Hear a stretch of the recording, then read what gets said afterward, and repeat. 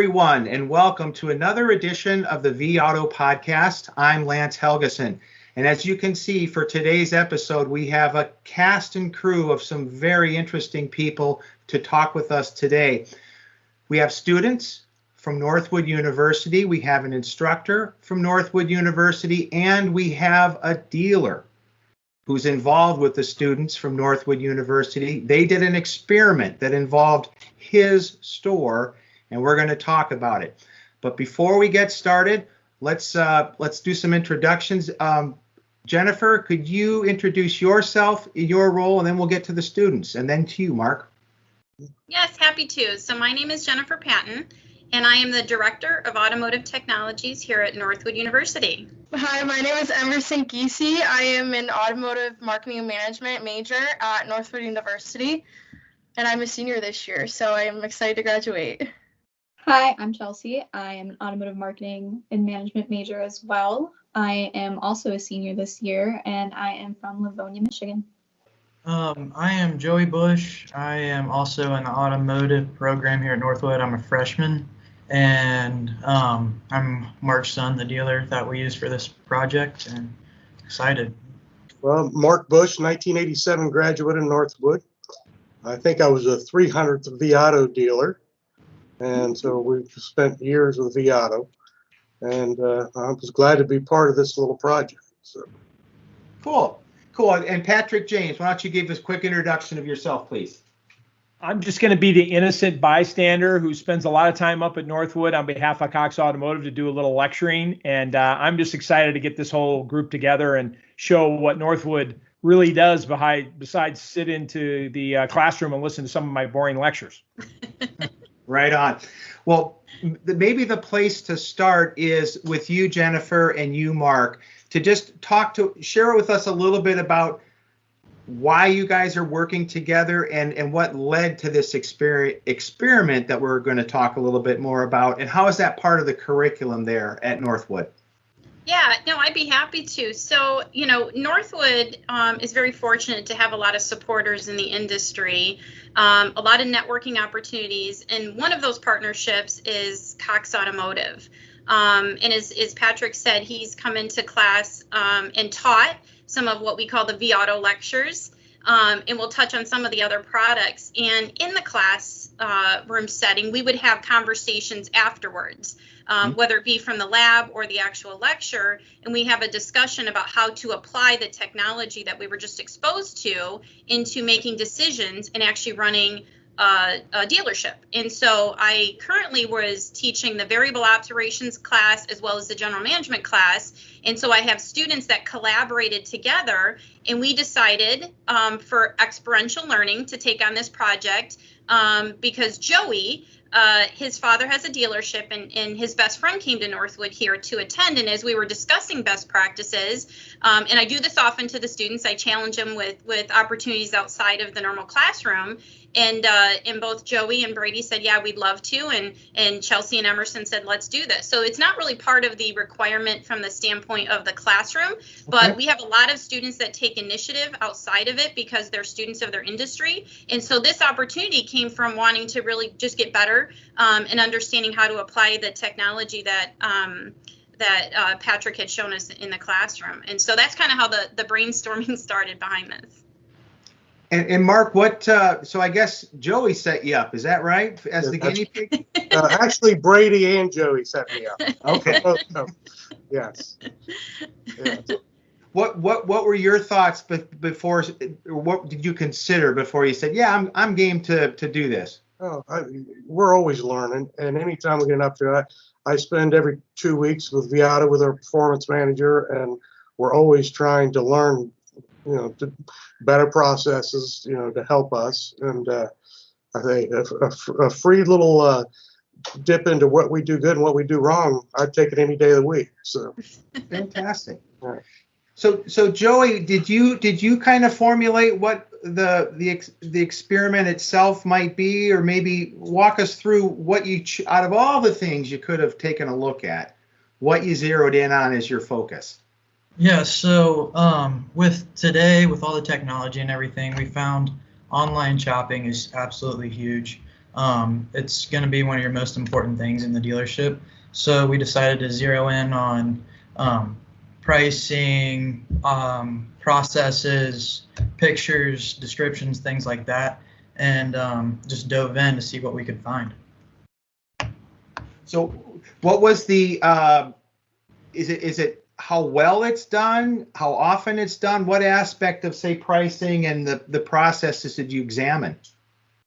So I worked for the dealership last summer, so I had a good idea about what kind of processes go on, but not the whole process itself. So I just wanted to learn, like, step for step how it works, and we learned a lot about profit time and how pricing and watching it daily, and getting cars through the shop, getting them detailed, getting them pictured, and getting them online, how important that is. And Chelsea and Emerson, what drew you guys to say, yeah, I want a part of this? I mean, for me, I'm trying to go into the marketing side. Anywhere in automotive, I'm trying to get into the dealership, so I was really interested in this. So yeah, me and Chelsea worked together to do the photos and working on the vAuto and searching up these cars and just looking at their photos and looking at all the features more in depth. So we took that in, but I've always wanted to do this, so I'm glad I got a part of it. Okay. How about you, Chelsea? Yeah, I would completely agree with Emerson. Both of us have a very big interest for the marketing side of automotive for sure. So it was just really nice to be able to take a project and kind of learn the processes of a dealership that we weren't really familiar with, and especially being able to compare those efforts to other online dealerships and how they operate and how they are similar but different. Interesting. So could one of you describe then what you, and I understand it involved, say, photos and processes, but was it taking a snapshot of all the cars in Mark's inventory and then saying, what do we got here? So what were you looking at specifically to kind of measure and assess whether it was good, bad, or even worse? So yeah, we looked at aged cars. Why are cars aged? What is going on? Why is a car not pictured? Things like that, and really just analyzing it and seeing if a car is aged, why is it aged? And if a car is moving, why is it moving? And things like that. Okay. What would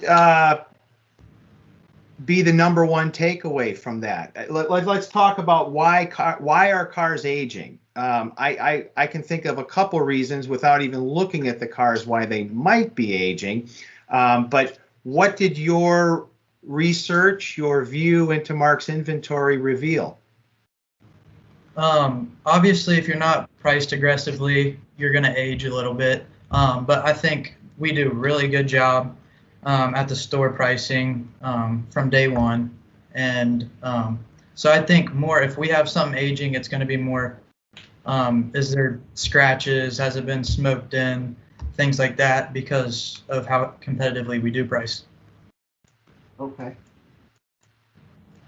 Mark, how does that square with your process? I guess from your view, when you've had cars age, what's your general sense as to why that's happening? Well, pretty much everything you mentioned, and we fight on a daily basis trying to get them through the shop, and we have weather factors that got us delayed a month ago, and there's all trying to get them through the shop, trying to get them detailed and pictured. We haven't had an aging problem for several months. We had 60 cars in inventory last month. We sold 60 cars. So, there's really fortunate. I've been on the other side of that, but we really have not had any aging problems, probably in the last 6 months or so. But you're right. You get a car and you don't understand why nobody's clicking on it. It's priced right. You can't figure out why it's not moving. But eventually they do. But every day, there's something to look at. And with Profit Time, when we're new to Profit Time, we just signed up with Profit Time here maybe 90 days ago, maybe less than Okay. that. So, and my managers absolutely love it. And I don't know why it took us so long to get on it, but it has helped us tremendously. And with the bronze cars and the platinum, and with this morning we raised prices on 5 cars, and so it has helped us. That sounds. And Lance, if I could just add into Sure. that, when we started the project, one of the initiatives was to meet with Claude, who was the performance manager for Mark's store, and he ran us through a performance manager review of a dealership. What are you going to look for? If we really wanted to analyze this thing, he shared with us what the best practices were. And like I shared before, we really struggled because I was hoping to find a lot more holes in the process so we could come by and say, hey, guess what? We came up with all these great ideas to help improve your dealership. Mm-hmm. Well, as Mark said, when you meet with your performance manager every few weeks and you listen to those suggestions, you run a pretty tight ship. And so we were really struggling with even finding aged inventory. Mark had cars on there that were a negative day old, and he had already gone in and managed the profit time. He was touching that. And not only was he managing it once a day, but maybe a couple times a day. Claude shared with the students that if Enterprise dumped 40 vehicles in to your market in a day, it's going to affect your pricing. You would know that right away. The supply and demand on inventory. If a bunch of cars sell, like Mark said, you can raise the prices. So it was very engaging to have that conversation about what to look for. And so then what happened was we took all the great advice on the back end of what could be, and then we went on AutoTrader and said, is it? Are we experiencing what we should be looking at? And it was interesting, too, because Chelsea had brought back to the table that there's different performance or different products. Almost it looked like on AutoTrader searches, different ways you could find the car. And so some cars were harder to find than others. Some dealers showed up all the time. And so that was something that we realized, too, was that does have a factor in how you're performing online is what package maybe the dealers on the AutoTrader product. And so going back to kind of the vAuto conversation, with Mark, when we started talking about processes, and even the reconditioning and the days to market, and I'll let him kind of talk about this a little bit more, but they have a process of a sales coordinator, which was very interesting because a lot of dealerships that we've seen do struggle because the sales manager, who can be quite busy, doesn't always get to getting the cars back to service and the RO written up and all those tedious administrative things that are required to make sure your days to market are as good as they can be. He actually has a designated person to do so. So Mark, I think you should share with the team about how that came about. Yeah, and that was probably 6-7 years ago.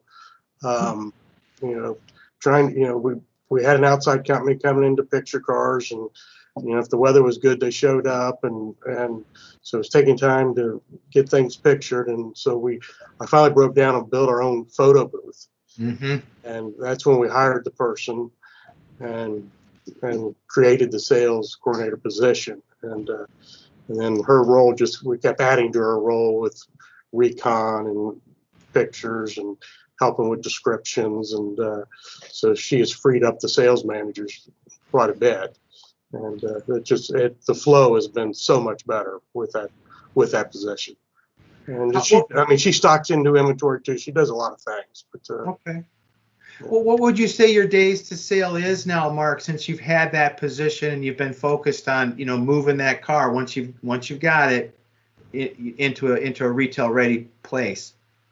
It's supposed to be 5 days, and we're not hitting that all the time. Okay. Back in February, snow and ice, and then getting things. We're probably realistically right now at about 7-8 days. Okay. I wanted it 5, but we're getting closer, but it's not perfect. Now, did you guys, Joey and Emerson and Chelsea, when you guys were looking at trying to answer that why do cars age, did you find, and I realize we were looking at an inventory that really didn't have any aged cars, but maybe if you looked at the oldest ones you had, any sense as to whether that days to sale had an impact, or was it something else maybe that might have meant some cars were moving slower than they might otherwise?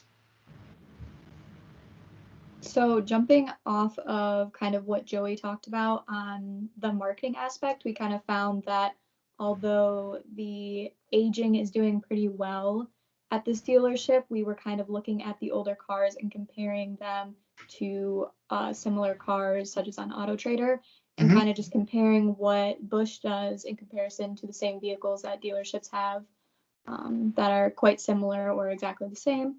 And what we found was that it definitely does indeed help having the pictures, and not just pictures, but very good detailed pictures of what the car has, what it looks like, and just how really important it is to have your features listed, especially ones that you really can't see from photos. And a key little indicator that we used was kind of cruise control. That was one that we really focused on because it's something that a lot of people kind of expect in their cars nowadays, but it's not always specifically listed. So sometimes narrowing down on different kind of indicators such as the cruise control can really kind of bring up other options, or kind of maybe make you think like, oh, maybe this vehicle that I thought had this doesn't, and I just kind of assumed it did because it's a pretty well-known feature in most vehicles. Interesting. That's something we struggle with, because on every GM vehicle, as soon as it hits inventory, the sales coordinator does the build sheet. So we make sure we match up that it's got cruise control, and it's got steering wheel controls, and it's got stability control. And so we're probably 90% good on GM stuff, but the non-GM stuff is another issue for us. So verifying, if you mess a sunroof or mess, cruise control, it's always been a struggle for us for non-GM stuff to spend the time and verify what's on that car. Interesting. So the point there, I guess, ultimately being that if it's a hot sort of feature, or a feature that people should come to expect, the lesson is you should be listing it and making it show up. I mean, and they're all different, but cars.com and Auto Trader, you can click certain things, and if we don't have it marked, that car's not going to show up, and maybe it has it. So you just shot yourself in the foot. You don't have it marked properly. And I heard you all say that it was almost important to put the features. Were you putting them on the photo, or just making sure that, because you said that you could look at this photo and you're trying to show them that it has a GPS, but they may not come to that conclusion depending on the angle of the photo. So did you find yourself correcting some of those things when you were doing your analysis, kind of more for Emerson and Chelsea? Yeah, we were definitely looking to make sure it was listed because, like I said, you can't always tell from the pictures what a car has, and sometimes there's not even buttons for certain features that people are looking for. It can be something you have to go through the settings into the vehicle to really know if it's there or not. So I think that it's really important to list all of the features, especially if it's something that's really important to a consumer, because they might try to search by that feature for the vehicle that they're looking for, and if it does or doesn't show up can really make or break whether a vehicle is or the customer is going to take an interest in the vehicle. Emerson, I was curious. You mentioned photos. Did you happen to look at, say, the quality of photos and things like that, or what was your assessment? Actually, I think that Bush did a really good job with having everything covered. Like, it's not just outside shots. There's literally every single detail in the car. So I think their quality was great. And actually, we were talking, and I went on and found some vehicles that we were going to look at. Like, some I tried to pick that didn't have photos, and I go on 4 days later and they have photos, or they're not even on your site anymore because they're sold. Like, it just blew my mind. Like, why is things moving so quickly? But it was awesome to see that. Well, I had 11 this morning that weren't photoed, so hopefully tonight it's going to look better. Now, do you have a target, Mark, that you in your process you strive for in terms of number of photos? I'm picking up that clearly you guys are taking pictures of elements of the vehicle and equipment and stuff. So is there, or does it vary by car? We do at least 27 pictures. Okay. And they're 27 to 30. How did that compare to what you guys were seeing as you did the analysis with comparing, say, Mark's cars with other dealerships? I think like other dealerships had less, and I mean it could just be the ones that I saw. And I think like your guys were better. It wasn't just stock photos. That was what I was looking for. Like, especially like if you're just throwing them on there just to have them on there, I'd rather have you wait till I get the real thing, because I'm not going to look at a stock photo. Like, that's just me. But Me too. Joey, what about you from key sort of insights or takeaways from your participation in the experiment? Yeah, so I thought two different things that I thought were huge. One being the process that we've touched on, how important that is, and having a sales coordinator, them knowing the process and pursuing it. And then two is your Claude. We got to talk with Claude and how important that was, communicating and making sure you're up to date and finding new things that you can improve, or maybe things that you want to change that you have incorporated. But I thought those two things were my two biggest takeaways. And did you go ahead, Mark? I'm sorry. I'd say, and that helps us, my sales managers, knowing that we're going to have a performance meeting. They're on the ball to make sure we're doing just about everything we can. If we didn't have that every 2-week meeting, stuff just kind of goes by the wayside. So they stay on top of it, and they do a wonderful job. And those two sales managers have really grown our business the last 2 years. And if I could piggyback off of that, I think one of the most crucial aspects of managing is to inspect what you expect. And that's one of the things that I think is making Mark's dealership so successful is his leadership, right? So the fact that he requires that, not when we get to it or this month or when I get a call or get bugged, but it's actually a regular process for him to inspect what he expects. And so many of us tend to get sidetracked and don't have those habits. But good leadership has good habits, and they do have processes in place to inspect what they expect. And I think too, culture is a factor, major factor, and Mark is all about obviously the performance and making sure that he's meeting those expectations. And so there's a culture within his store of the expectations. And again, I think that's why we really struggled to pick the dealership apart, because there is good leadership, and when you find good leadership, it tends to trickle down. So we're excited from Northwood's perspective to see what Joey's about to do, coming out of Northwood with the education and coming back and helping Mark out, and Brady as well. So it's been an honor from our perspective to be associated with this and to have the network of dealers that we do that are willing to support us and work through these kind of and sometimes uncomfortable when you're looking at and trying to analyze someone's performance. We're students and faculty, and we're taking a look at and trying to pick apart his store. But he didn't look at it that way. He said, if there's something I can do, to get better, that was his attitude. And again, I think that goes back to why he's a good leader. Mm-hmm. Mark, I'm kind of curious. It sounds to me like what you're doing held up pretty well to scrutiny, but from your perspective, what were the things that maybe stuck with you as like, okay, maybe I should focus in on this or some other aspect of what the students were looking at? Well, I really haven't got their report yet. Okay. But as I say, the things we got to continue. I hired 2 more technicians just to help get used cars to the shop. Our volume, January and February, we were doing about 35, 40 used cars a month, and we do 60 last month. So the volume's picked up. Well, that's more ROs, it's more things to get to the shop, and then we're selling more new cars too. So our service is extremely busy. And our biggest battle right now is throughput through our shop. not only customers' cars, but our used inventory, our new inventory, and keeping that all flow. And it's a daily a daily adjustment trying to get stuff done.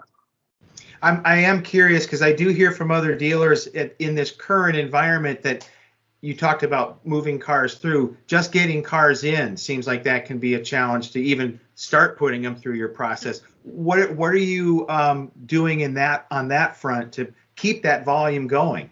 Well, it's my new inventory is the lowest it's ever been. Sure. I've got 65 new cars out there, and I've been doing this 33 years, and I normally would have 140 vehicles on the ground, and we're sitting at 64. So, and we had the same struggle last month, but we had a great new car month. So we're hoping inventory is going to trickle in, but we know realistically that we're going to be looking at this for most of the rest of the year. Mm-hmm. So we've really got to concentrate on used and grow that because it's going to be impossible to grow new volume in the near future. What about getting the used volume? I'm hearing that it's there, but maybe you got to pay the moon to get it. Yeah, I mean, prices are crazy. I mean, it is crazy, and that's one thing I've really liked with Profit Time, helping us, knowing if that's a bronze car, that we're going to be aggressive and hope to make some good back end money and maybe make nothing on the front. But if you have a good back end on it, it's worth it. You made money in the shop. You turned it and go on and take those dollars and buy more. So it's just last week we were sitting on used inventory at 17 turns of 22 days supply. Wow. So it's been good. Yeah, in some ways that's a good problem to have, although it's I've been the other way, and I'd much rather be this way. For sure. Well, this has been a great conversation, everyone, and I thought, since we are roughly midway through April, Emerson, you mentioned you're a senior, so I'm sure all of you are sort of looking at the end of the school year. Maybe if we could just take a couple quick turns, I'd like to hear. Maybe others would too. What are you planning to do this summer once the semester's over? And maybe go ahead, Emerson. Maybe you could start. Okay, yeah, I'm still applying for jobs. I'm looking in the dealership. I kind of wanted to always go corporate, but now I'm actually looking for marketing and a dealership. I had a couple applications and some interviews, but we'll see what happens. Best of luck. How about you, Chelsea? So I actually just accepted a position yesterday for a job I'm going to start roughly a week after graduation, which is set for May 8th. So I accepted a position with Suburban Cadillac of Plymouth as their new marketing coordinator. Congrats. Right on. Yay. And Joey, is it back to the store for you to work for the summer? So last summer I got to work in sales and looking for something new this summer. My mom's in our accounting office at the dealership, so I was like, maybe I can work in there. And then our receptionist is actually having a baby over the summer, so I'll get to do some of that too. Oh, right on. Right on. She's got it all playing for you, Joey. Well, I might add that a little plug for Emerson. She's on the market for our listeners out there. So, and she's got serious street cred, right? Chelsea's already shown that. She's got to lock up. I know, Joseph, you're trying to work your dad out of a job, so we won't go after you. But everyone out there should know that Northwood produces some amazing talent. I know I personally experienced it in the classroom and my time up there. And good luck to all of you. I'm sure you're going to land just fine. Thank you. Jennifer, any closing remarks from you?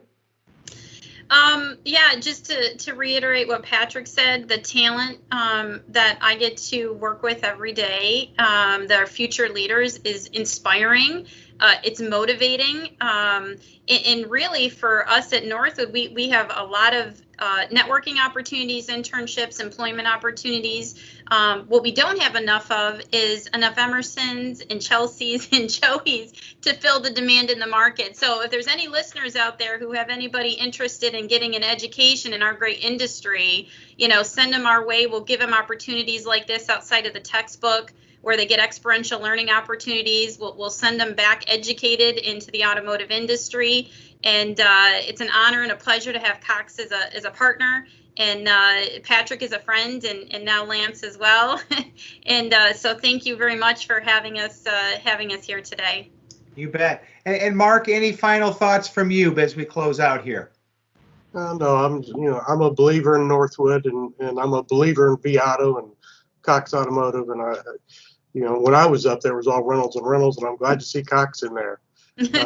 So it's a wonderful school, and I've enjoyed this little project. So thank you. Excellent. Well, thanks to all of you for joining us today. And ladies and gentlemen, thank you for listening in to this edition of the vAuto podcast. Until next time, stay well.